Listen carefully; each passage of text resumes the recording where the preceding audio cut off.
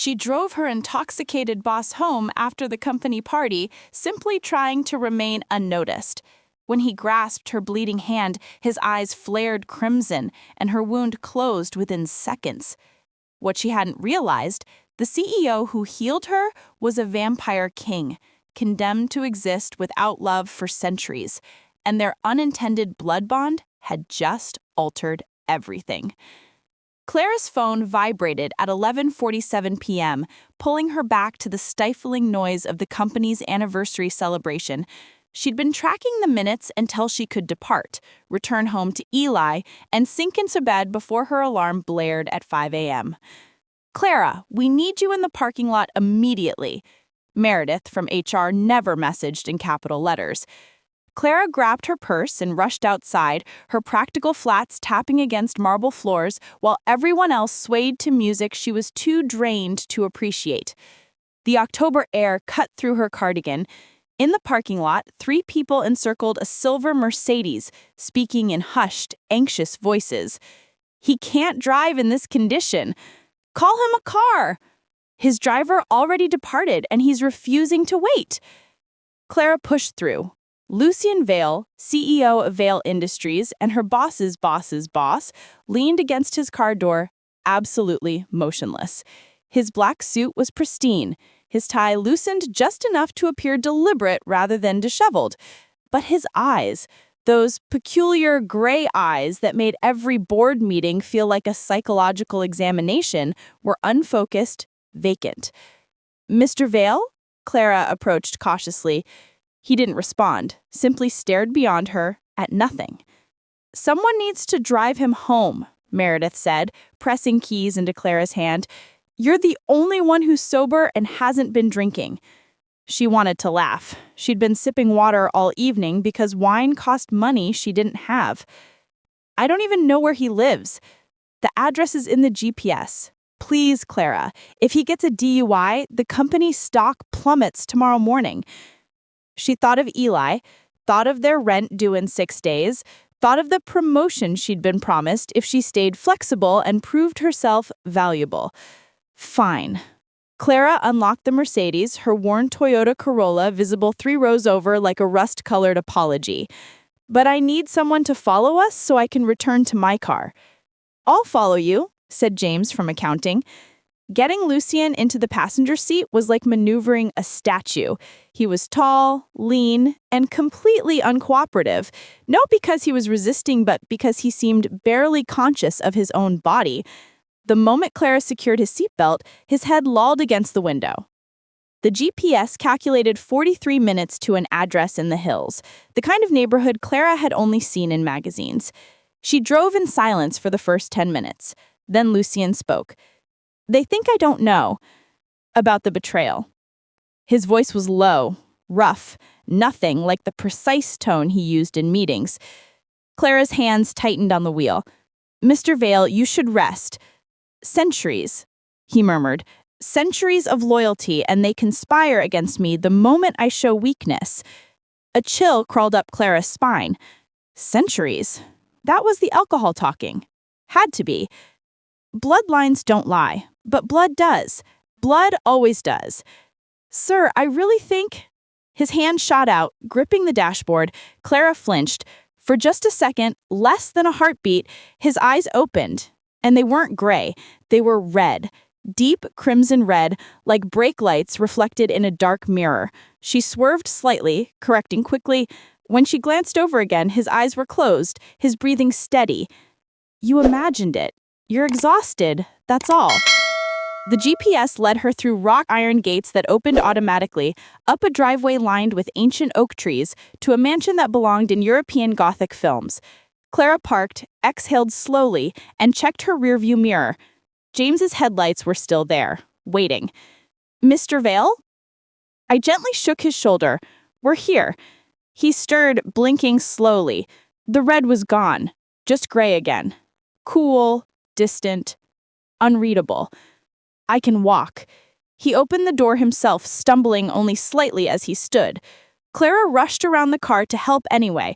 She couldn't risk him cracking his head open on her watch. She hooked his arm over her shoulder, and he leaned into her more than she expected, his weight solid and strangely cold despite the warm October night. They made it halfway to the massive front door when Clara's palm snagged on something sharp, broken glass embedded in the decorative stone pathway. She gasped, jerking back. Blood welled immediately, dark and bright under the mansion's exterior lights. Lucien stopped moving. Everything stopped moving. The October wind died. The trees went silent. Even James's idling car seemed to fade into background static. Lucien's head turned slowly toward her bleeding hand. His nostrils flared. When his eyes opened this time, there was no mistaking it. They burned red, vivid, hungry, and wrong. Clara stumbled backward, but his hand caught her waist. Not rough, gentle, almost reverent. "Don't," he cracked, layered with something ancient and desperate. "Don't be afraid. Let go. I won't hurt you." He pulled her hand closer, staring at the blood like it was a language only he could read. His lips moved, whispering something that wasn't English, wasn't any language Clara recognized. Syllables that made the air taste like metal and frost. Her palm burned. The pain exploded, then vanished. The cut sealed itself, skin knitting together so rapidly she could watch it happening, leaving only a faint silver line that pulsed with its own heartbeat. Lucien released her, staggered backward. His eyes faded back to gray, and he looked at her with something worse than hunger. He looked terrified. "Go," he whispered. "Go now, Clara." She ran. Clara woke to Eli jumping on her bed, his wild brown curls bouncing with each leap. "Mom! Mom! You're glowing!" She groaned, squinting against the morning light stabbing through her thin curtains. Her head pounded like she'd been the one drinking last night. "Eli, please." "No, really, look at your hand." Clara lifted her right palm. The silver line from last night hadn't faded. If anything, it had grown brighter, branching into delicate patterns that resembled veins. No, more like roots or ancient script. It pulsed faintly with her heartbeat. "Whoa!" Eli breathed, grabbing her hand with both of his smaller ones. "It's like a magic tattoo. Did you get a tattoo? Jenny's mom got a tattoo, and her dad was really mad." "I didn't get a tattoo." Clara pulled her hand back, turning it over, searching for any logical explanation. An allergic reaction, some peculiar phosphorescent chemical from the mansion's pathway. The mark glowed brighter when she thought about Lucien. "I need coffee," she muttered, swinging her legs out of bed. Her body felt strange, lighter somehow, like she'd dropped 10 pounds overnight.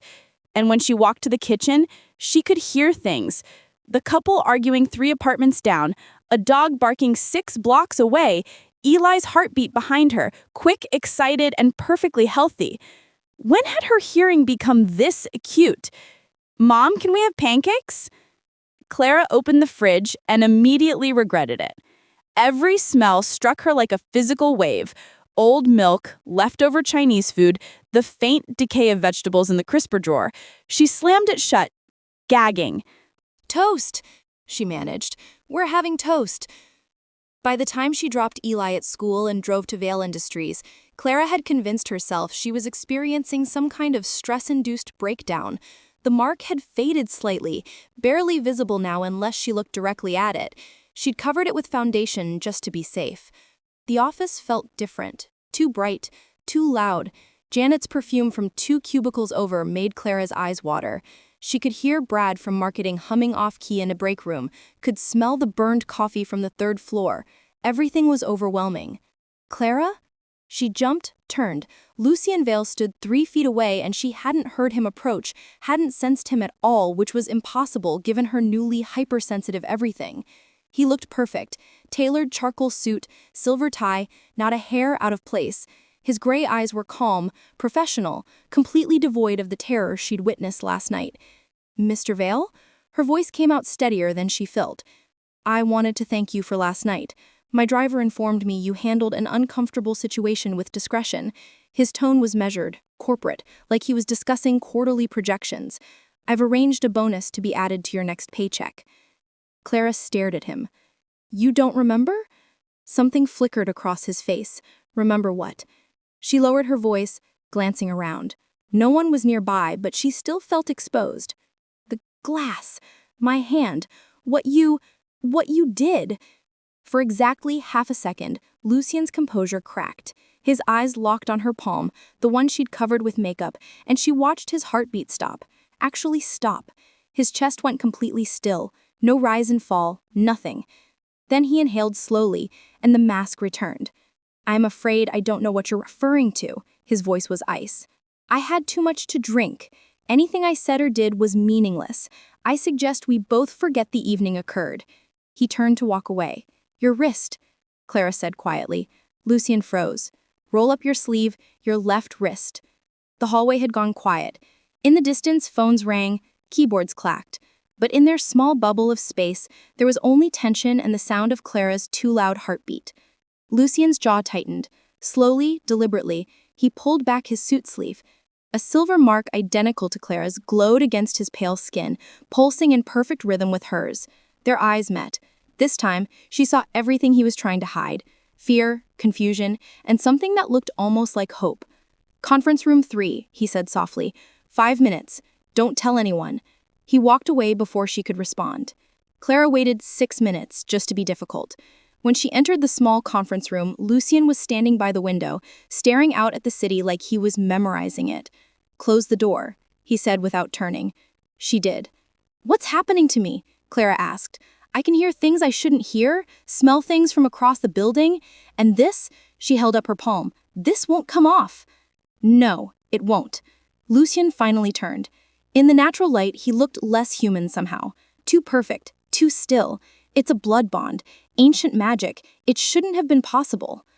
Magic, Clara laughed, but it came out broken. You're insane. I'm a vampire, Lucien said simply. And you, Clara Winters, are now bound to me, which means both our lives just became infinitely more complicated. Before Clara could respond, before she could scream or run or demand answers, Lucien's assistant knocked urgently on the door. Mr. Vale, the council is on line 1. They say it's urgent. They say... She hesitated. They say they know about the bond. Lucien's expression went dark. When he looked at Clara again, his eyes held something she recognized from last night. Terror. Clara didn't sleep that night. Lucien had sent her home early with a warning that made her blood run cold. Don't go anywhere alone after dark. Lock your windows. And if you see anything with red eyes, run. She'd laughed nervously. He hadn't smiled. Now it was 2 a.m., and she sat at her kitchen table, watching the silver mark on her palm pulse like a second heartbeat. Eli was asleep down the hall, his nightlight casting dinosaur shadows on the walls. The whispers had started an hour ago. At first, Clara thought it was the neighbors, but these voices didn't come from next door. They came from inside her head. Fragments of thoughts that weren't hers. Emotions bleeding through from people she couldn't see. Hate this job. She's going to leave me. I know it. So hungry, always so hungry. That last one made her skin crawl. It felt different from the others, colder, predatory. Clara stood up, double-checking the front door lock for the 4th time. The apartment suddenly felt too small, too exposed. Every shadow seemed deeper than it should be. Her phone buzzed, a text from an unknown number. Stay inside. They're watching. Before she could respond, another message. It's Lucien. Don't reply. Just stay inside. Clara's hands shook. She walked to Eli's room, needing to see him, to know he was safe. He was sprawled across his twin bed, one arm hanging off the edge, completely at peace. She pulled his blanket up and turned to leave. That's when she saw it. A shadow outside his window. Not cast by the streetlight. This shadow moved against the light, flowing upward like smoke, and in its center, 2 pinpricks of red. Clara's breath caught. The shadow solidified into something almost human, tall, thin, with fingers too long and a smile too wide. It tapped on the glass. Clara grabbed Eli, yanking him awake. He yelped in confusion as she dragged him toward her bedroom, her heart hammering so hard she thought it might explode. Mom, what? Quiet. She locked her bedroom door, shoved her dresser against it, and pulled Eli into the closet. Her phone. Where was her phone? She'd left it in the kitchen. The tapping continued, now on her bedroom window. Slow, deliberate. Tap, tap, tap. "Mommy, I'm scared," Eli whispered, clinging to her. "It's okay, baby, it's okay." But it wasn't okay. Nothing was okay. The window shattered. Glass exploded inward, and Clara pressed her hand over Eli's mouth to muffle his scream. Through the crack in the closet door, she watched the creature climb inside. Jerky movements, unnatural angles like a puppet with broken strings. It sniffed the air. "I can smell you," it crooned with its voice like nails on a chalkboard. Sweet human, marked human, the king's new pet. Clara's mark burned, bright silver light seeping between her fingers. The creature hissed, recoiling from the glow. "Interesting," it said, tilting its head at an impossible angle. "You have his protection, but protection fades. He can't watch you forever." It moved towards the closet. Clara closed her eyes, pulling Eli tighter, praying to God she hadn't believed in since childhood. The bedroom door exploded off its hinges. Lucien stood in the doorway, and he wasn't hiding anymore. His eyes burned crimson, his fingers ended in claws, and when he smiled, his fangs caught the dim light like knives. "Touch them," he said softly, "and I'll make your death last centuries." The creature laughed. "The council won't be pleased." Lucien moved faster than Clara's eyes could follow. One moment he was at the door, the next he had the creature by the throat, lifting it off the ground. "Tell the council," Lucien whispered, his voice layered with something ancient and terrible, "that anyone who threatens what's mine will face me personally. Do you understand, Marcus?" The creature, Marcus, nodded frantically. Lucien threw him through the broken window. Clara heard him hit the pavement 3 stories down, then nothing but retreating footsteps. Silence. Lucien's appearance shifted back. The creature laughed. "The council won't be pleased." Lucien moved faster than Clara's eyes could follow. One moment he was at the door, the next he had the creature by the throat, lifting it off the ground. "Tell the council," Lucien whispered, his voice layered with something ancient and terrible, "that anyone who threatens what's mine will face me personally. Do you understand, Marcus?" The creature, Marcus, nodded frantically. Lucien threw him through the broken window. Clara heard him hit the pavement 3 stories down, then nothing but retreating footsteps. Silence. Lucien's appearance shifted back, eyes fading to gray, claws retracting, fangs disappearing. He turned to the closet, his expression carefully neutral. "It's safe now," he said quietly. "You can come out." Clara didn't move. Couldn't move. She'd just watched her boss transform into a monster and fight another monster in her bedroom while her son trembled against her. "Please," Lucien added, "I won't hurt you. I swear on my name." Slowly, Clara opened the closet door. Eli peeked out, eyes wide. "You're a vampire, like on TV." "Yes." Lucien knelt down, making himself smaller, less threatening. "But I'm not going to hurt you or your mother. I'm here to protect you." "Why?" Clara's voice cracked. "Why are they after us?" Lucien's expression darkened. "Because you're bound to me, and there are vampires who want me dead. They think hurting you will weaken me." He paused. "They're not entirely wrong." "This is insane." "I know." Lucien stood, running a hand through his hair. For the first time since she'd met him, he looked genuinely tired. "But it's real, and I need you to trust me, Clara. Just for tonight. Let me protect you." Clara looked at her destroyed bedroom, at her terrified son, at the blood bond glowing on her palm. She didn't have a choice. "What do we do?" she asked. Lucien's jaw tightened. "You come with me, both of you. My mansion has protections your apartment doesn't." "And then what?" He met her eyes, and she saw centuries of loneliness staring back. "Then, we figure out how to keep you alive." Lucien's mansion looked different in the pre-dawn darkness, more like a fortress. Iron gates, stone walls, windows that reflected nothing. Clara clutched Eli's hand as they walked through corridors, lined with portraits of people in period clothing, all with the same gray eyes as Lucien. "Guest room," he said, opening a door to a suite larger than Clara's entire apartment. "You'll be safe here. Nothing can enter without my permission." Eli's eyes went wide. "This is like a castle." It was once. Different country, different century. Clara set down the overnight bag she'd frantically packed. "You said you would explain, so explain. All of it." Lucien nodded, gesturing to the sitting area. Once they were seated, Eli between them, still clutching his stuffed dinosaur, he began. "I'm over 800 years old. I was human once, born in what's now Romania. I was turned during a battle I should have died in." His voice was matter-of-fact, like reciting a business report. "For centuries, I've led the vampire covens of the Eastern Hemisphere, the Vampire King, though it's more a political title than royal bloodline." "That's impossible," Clara said, but the words felt hollow. "You've seen what's impossible." Lucien's eyes met hers. "The bond between us, it shouldn't exist. Blood bonds only form between soulmates or destined guardians. I haven't had one in over 600 years. Clara's throat tightened. 600? You mean you had one before?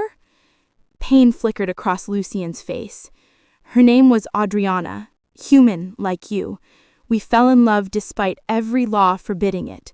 The bond formed naturally, deeply. For 30 years, I was happier than I had ever been." He paused. "Then my enemies discovered her. They used her against me. And she sacrificed herself to save my kingdom from a civil war." Eli tugged on Lucien's sleeve. "That's really sad."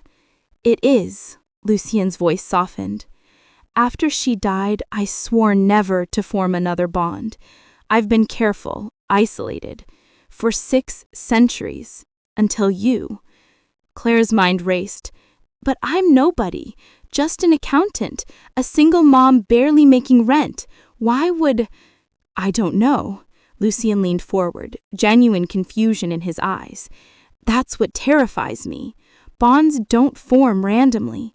There's always a reason, a connection. Either you're descended from someone significant, or fate has plans neither of us understand." "Is my mom magic?" Eli asked hopefully. Despite everything, Clara almost laughed. "No, baby, I'm not magic." "Actually," Lucien said slowly, "the bond suggests otherwise. You're developing abilities, enhanced senses, limited telepathy. That's not normal for humans, even bonded ones. There's something in your bloodline that's reacting to mine." Before Clara could process that, exhaustion crashed over her. The adrenaline from the attack was wearing off, leaving her hollow and shaking. "I can't do this," she stood abruptly. "This is insane. You're insane. I have a son, a job, a normal life." "Mom," Eli's voice was small. "We're leaving." Clara grabbed the bag. "Thank you for whatever tonight was, but we'll figure this out ourselves." "Clara," Lucien stood but didn't approach. "If you leave, they'll come for you again, stronger next time, more organized." "Then I'll call the police." "And tell them what? That vampires are hunting you?" His tone was gentle, not mocking. "I understand you're frightened. You should be. But running won't save you. It'll only make you easier to kill." Clara's hands clenched into fists. Every instinct screamed at her to grab Eli and run, to pretend none of this was real. But the silver mark on her palm pulsed steadily, an undeniable truth. "I need time," she whispered. "I need to think." "Of course." Lucien stepped back. "Rest. We'll talk more after sunrise."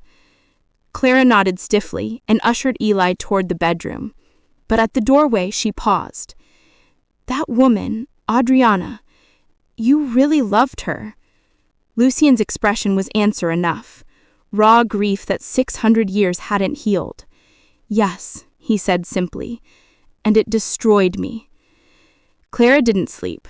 She watched the sun rise through bulletproof glass, holding Eli as he finally dozed off. Around 7 a.m., she heard Lucien moving downstairs.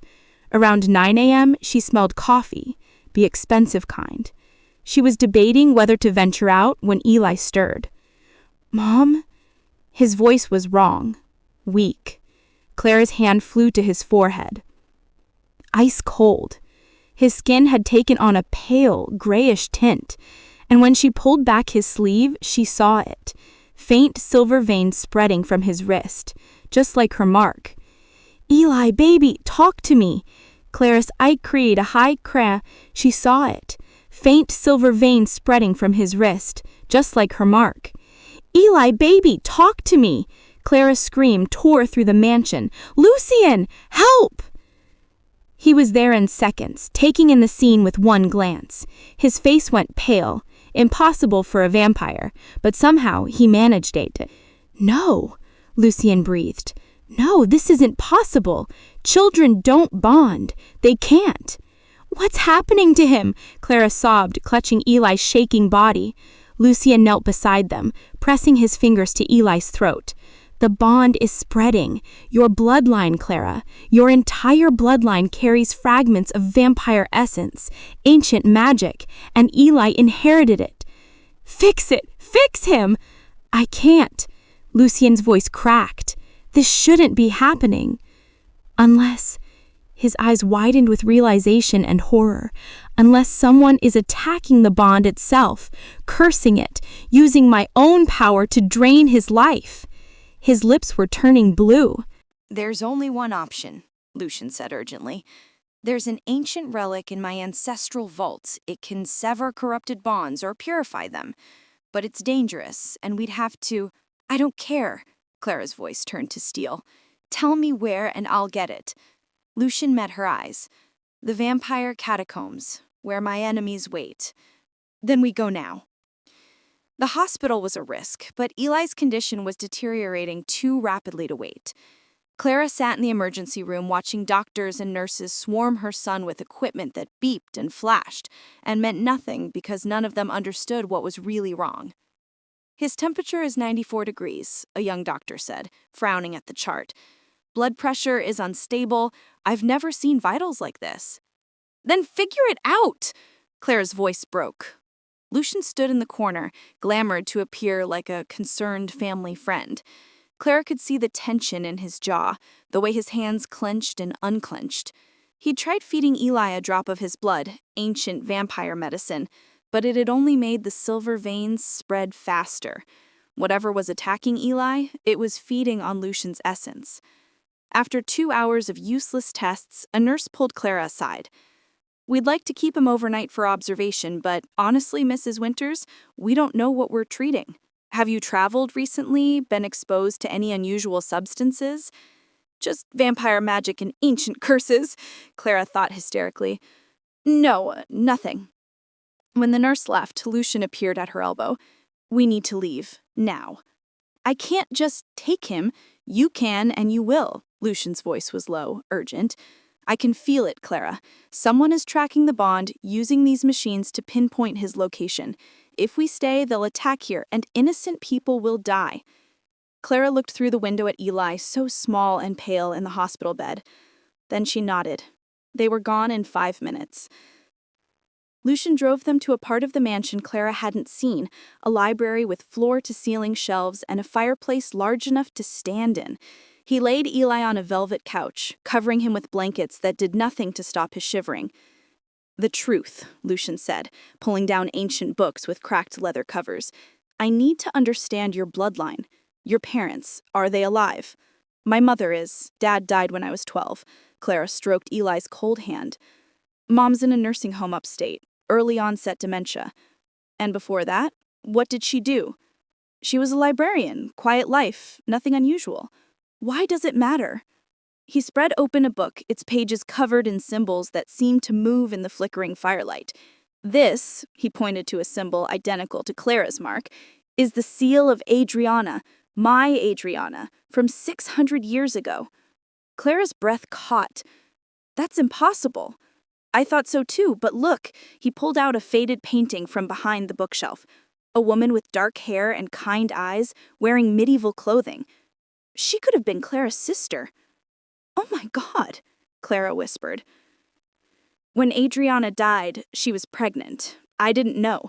She kept it secret to protect the child from my enemies.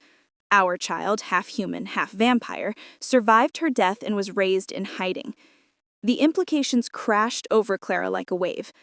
You're saying I'm descended from my child, from me. Lucien's hands shook as he closed the book. Your bloodline carries fragments of my essence, diluted over centuries but still present. That's why the bond formed. That's why Eli is affected. You're not just connected to me, Clara. You're my family, the only family I have left. Tears streamed down Clara's face. Then why is this killing him? Because my enemies discovered the truth. Lucien's expression turned murderous. Darius, my rival for the council seat. He must have cursed the bloodline connection, using my own power against Eli, turning what should be a gift into poison. The relic, Clara said desperately. You said there's a relic that can fix this. Lucien noted grimly. The Heart of Shadows. It was created by the first vampires to purify corrupted bonds. It's hidden in the catacombs beneath my ancestral castle, ruins now, in Romania, heavily guarded by Darius's coven. How long does Eli have? Lucien looked at the boy, his descendant, dying on the couch. Hours. Maybe less.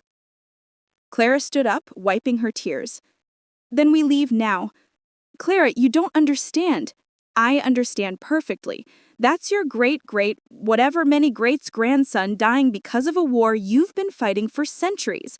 And he's my son. So we're going to that castle. We're getting that relic, and we're saving his life. I don't care how many vampires we have to fight. Lucien stared at her, and for the first time since she'd met him, he smiled, genuine, and sad, and full of admiration. You're just like her, he said softly. Adriana had that same fire. Good. Clara lifted Eli carefully, his cold body barely responding. Then you'd stop talking and start moving. The private jet was ready within an hour. Lucien had called in every favor, hired every mercenary, assembled a team of vampires willing to stand against the council. As they flew over the Atlantic, Clara sat beside Eli's makeshift bed, watching the silver veins pulse beneath his skin, in rhythm with her mark. She pressed her palm to his forehead. Hold on, baby. Mommy's going to fix this. Across the cabin, Lucien stood at the window, staring at the sunrise he could only see through treated glass. He'd lived 800 years without family, without purpose beyond survival. Now, he'd burn the world down to save them. Behind them, unseen and patient, shadows gathered. Darius had let them flee. The catacombs were the trap, and they were flying straight into it. The ruins of Castle Drakel rose from the Carpathian Mountains like broken teeth, black stone against a darker sky. Clara had never been outside the United States before, and now her first international trip was to break into a vampire tomb while her son lay dying in the back of an armored van. We have 1 hour before dawn, Lucien said, strapping weapons Clara didn't recognize across his chest. Otherwise, I'm weakened, vulnerable. Then we move fast. Clara checked Eli one more time. His breathing was so shallow she had to press her ear to his chest to hear it.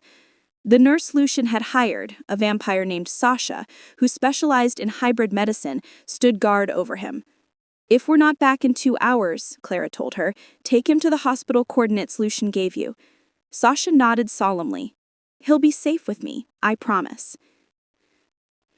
Lucien's team consisted of 5 vampires, former soldiers, all loyal to him personally rather than the council. They moved through the ruins like ghosts, silent and deadly. Clara felt clumsy beside them, her human footsteps too loud against ancient stone. The entrance to the catacombs was hidden beneath a collapsed chapel. Lucien moved rubble aside with inhuman strength, revealing stairs that descended into absolute darkness. Stay close to me, he said, handing Clara a flashlight. Don't touch anything, don't speak unless necessary. If I tell you to run, I won't run. Clara, I won't. She met his eyes. We're family, remember? Family doesn't leave each other behind. Something in Lucien's expression cracked. 800 years of isolation, of walls built so high nothing could reach him, and this human woman, his descendant, was tearing them down with simple words. "Let's go," he said quietly. The catacombs were a maze of carved tunnels lined with alcoves containing vampire remains that crumbled to dust at the slightest disturbance. Clara's mark glowed brighter the deeper they went, providing light that made the flashlight unnecessary. "It's responding to the magic here," Lucien explained. "These tunnels are saturated with the blood of my ancestors." They encountered the first trap at the 20-minute mark, a corridor that suddenly filled with silver mist. Two of Lucien's vampires screamed as their skin blistered and burned. Lucien pulled Clara back, shielding her with his body. "Silver vapor," he hissed. "Darius knows we're here." They backtracked, finding an alternate route. But the catacombs were fighting them now, passages shifting, whispers echoing from nowhere and everywhere at once. "Betrayer! False king! The human will destroy you!" Clara's enhanced hearing caught fragments of thoughts, not from the living but from something older. Memories trapped in stone, centuries of vampire politics and bloodshed soaked into the walls. Then she heard something else, a voice she recognized. "Lucien, do you hear that?" she whispered. Lucien went rigid. "No, don't listen to it." "Lucien, my love, why didn't you save me?" "That's not real," Lucien said, but his voice shook. "Adriana is dead, gone. This place is using my memories against me." But Clara could see her now, a translucent figure in medieval dress, beautiful and sad, standing at the end of the corridor. "You let me die," the ghost said, "and now you'll let them die too." "I tried to save you," Lucien's composure finally shattered. "I would have traded my kingdom, my life, everything. But you didn't. And our child grew up without a father, without protection, just like that boy upstairs will die without his mother." "Stop it!" Clara stepped between Lucien and the apparition. "You're not Adriana. You're just a trick, and we don't have time for this." The ghost's face twisted into something monstrous. It lunged, but Clara's mark flared brilliant silver, and the apparition disintegrated like smoke. The corridor cleared. Lucien stared at Clara with something between gratitude and grief. "She would have liked you," he said finally. They pressed on. The Chamber of the Heart of Shadows was a vast circular room carved from obsidian, lit by torches that burned with green flame. In the center, on a pedestal, sat a crystal the size of a human heart, pulsing with dark red light. Surrounding it were 13 vampires in ceremonial armor, and at their head stood Darius, tall, angular, with eyes like chips of ice. "Lucien," he said pleasantly, "so predictable. I knew you'd come for the relic." "Let us take it, Darius. The boy is innocent." "Innocent," Darius laughed. "He's your bloodline, your weakness. The moment the council learns you've formed another bond, that you've been hiding descendants, your reign ends." "This isn't about politics." "Everything is about politics." Darius's smile vanished. "You've ruled for 3 centuries because you were untouchable, alone. Now you have attachments, vulnerabilities, and I will exploit every single one." Clara stepped forward, her mark blazing. "You want to fight? Fine. But that boy dying upstairs is 8 years old. Whatever grudge you have with Lucien, leave Eli out of it." Darius studied her with cold amusement. "Bold. I see why Lucien is smitten. But boldness won't save you." He gestured and his vampires attacked. The chamber erupted into chaos, claws and fangs and screams. Lucien's team fought viciously, but they were outnumbered. Clara ran for the pedestal, dodging vampires, her human body somehow moving faster than it should, guided by instinct she didn't understand. She reached the Heart of Shadows, grabbed it. The crystal burned her palm, searing agony that made her scream. But her mark absorbed the pain, channeling it into pure light.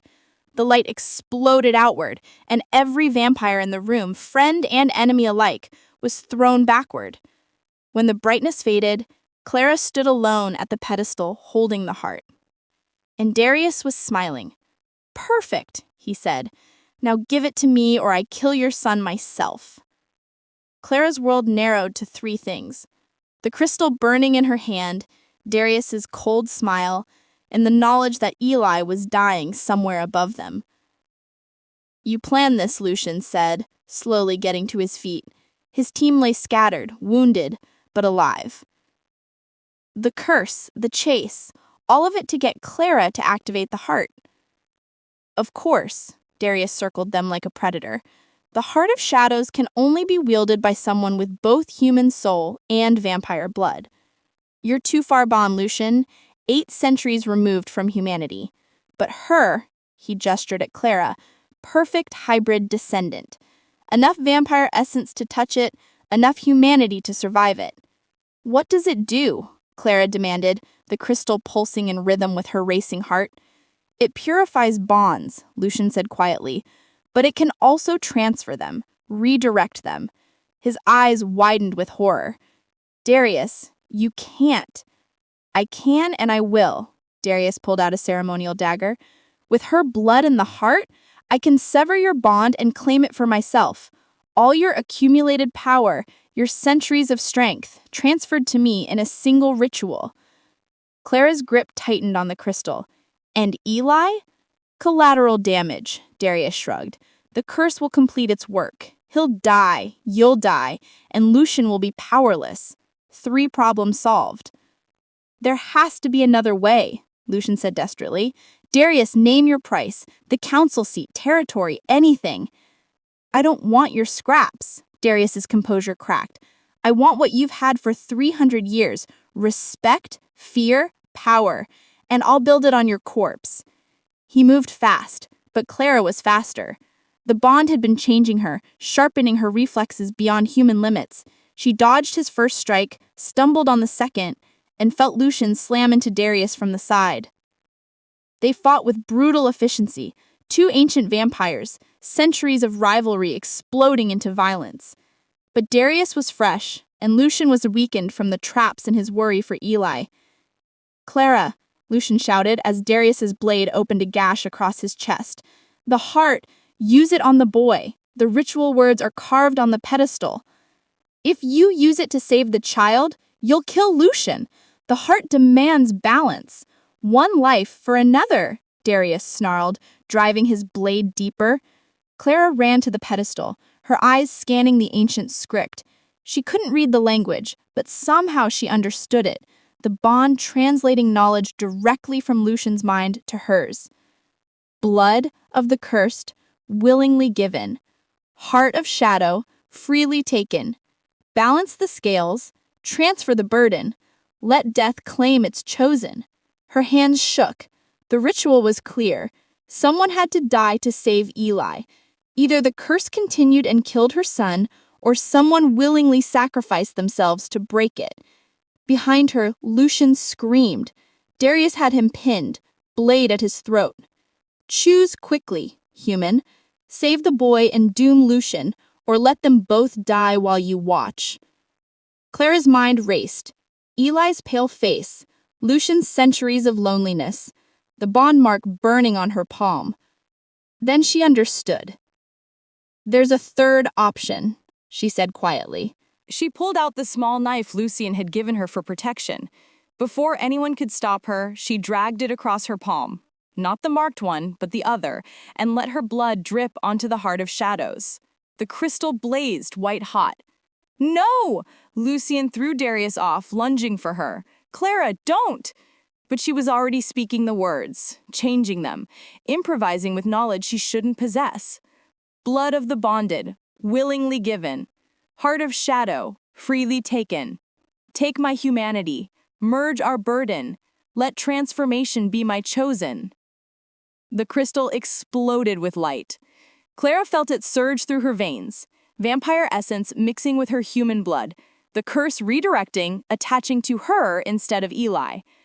But instead of killing her, it was changing her. Pain like nothing she'd ever known, her bones cracking, reforming, her senses expanding beyond comprehension, her heart slowing. almost stopping, then beating again, stronger than before. When the light faded, Clara stood transformed. Not fully vampire, but not human either. Something in between. A true hybrid, the first in 600 years. And the bond with Lucien had transformed too. Instead of draining him, it now stabilized both of them, sharing power equally. Darius stared in shock. That's impossible! Clara moved faster than Darius could track. She grabbed him by the throat and slammed him against the wall with strength that surprised even her.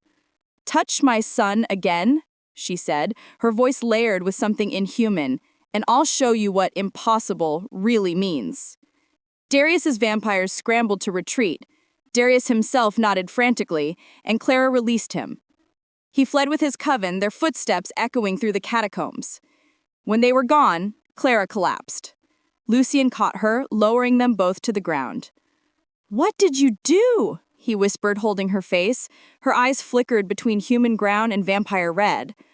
"What I had to." Clara's voice was weak but steady. "The curse is broken. Eli will live." "And you?" She touched his face. "You're not alone anymore." Lucien's expression shattered. For the first time in centuries, tears streamed down his face. "You gave up your humanity?" He choked out. "For us?" "No," Clara smiled, feeling her new fangs with her tongue. "I chose a new humanity, one where I'm strong enough to protect my family." She pulled him close, pressing her forehead to his. "Now let's go get our son." 3 months later, Clara wiped down the espresso machine in her new cafe, watching the autumn sun paint golden squares across the wooden tables. The place was small, just 12 tables and a counter, but it was hers. Well, technically theirs. Lucien had provided the initial investment, but Clara ran every aspect of the business with fierce independence. The bell above the door chimed. Mrs. Patterson from the bookstore next door waved as she entered. "The usual, dear, please," Mrs. Patterson said, settling into her favorite corner. "And one of those chocolate croissants, if you have any left." Clara smiled, preparing the cappuccino with practiced ease. Her hybrid nature had unexpected benefits. Perfect temperature control, precise timing. And she never got burned no matter how careless she was with the steam wand. Through the cafe window, she could see Eli playing in the small park across the street, kicking a soccer ball with 2 kids from his new school. He looked healthy, vibrant, completely recovered.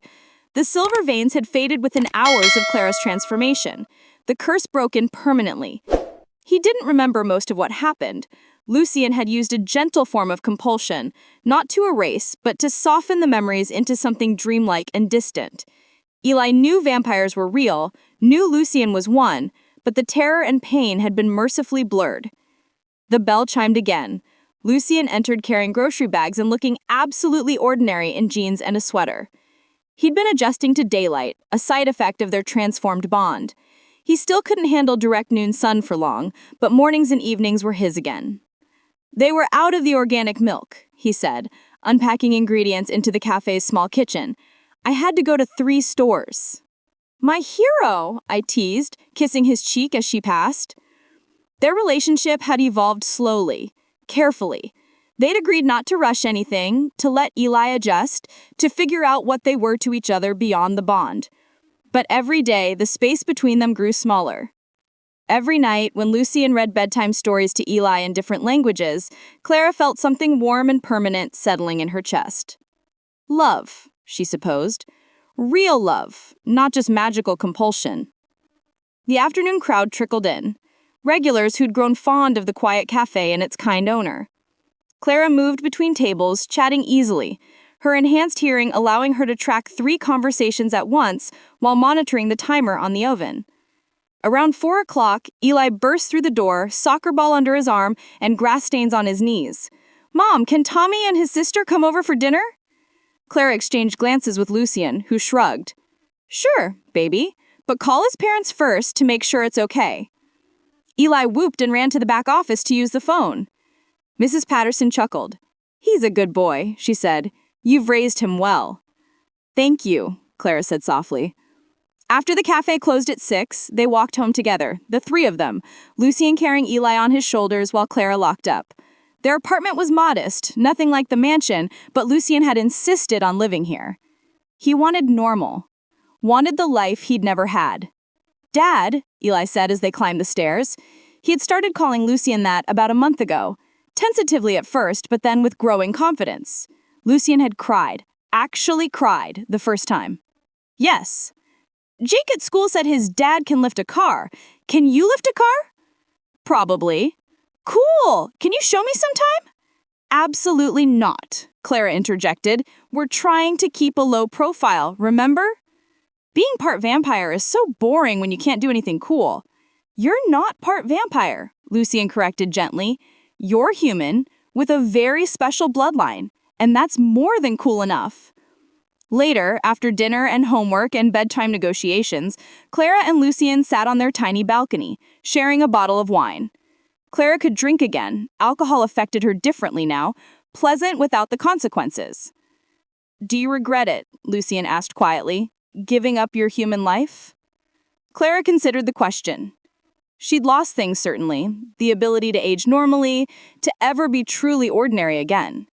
But she had gained so much more. No, she said finally. I regret that it had to happen the way it did, but I don't regret the choice. Lucien took her hand, tracing the silver mark that had faded into a delicate scar. I spent 600 years believing I'd never have this again. A family, a home, someone who... His voice caught. Someone who loves you, Clara finished gently. He nodded, not trusting himself to speak. Well, get used to it.